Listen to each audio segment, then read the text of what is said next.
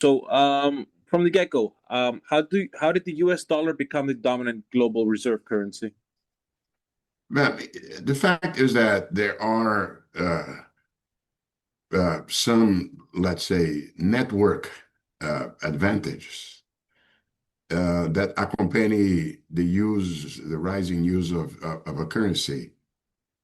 Some factors that tend to provide economies for whoever deals. See, money has basically three functions. One of them, obviously, it is to serve as a unit of account.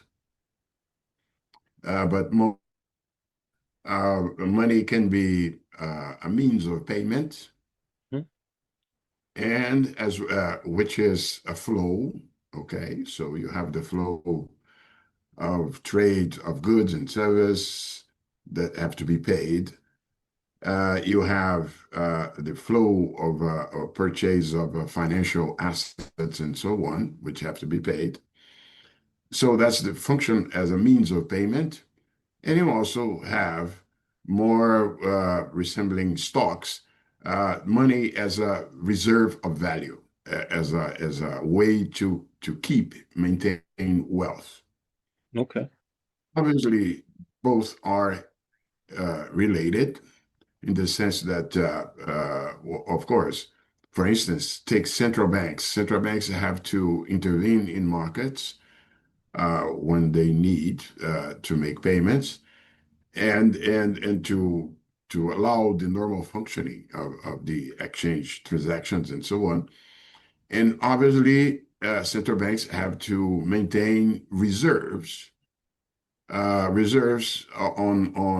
a currency that can be easily accepted in the market. By the same token, private agents and other wealth holders, they have their stocks of wealth when it comes to assets and so on in a certain currency. It's important to distinguish because sometimes the rise of a currency as a means of payment does not necessarily lead it to be a store of value. And I illustrate this in the following.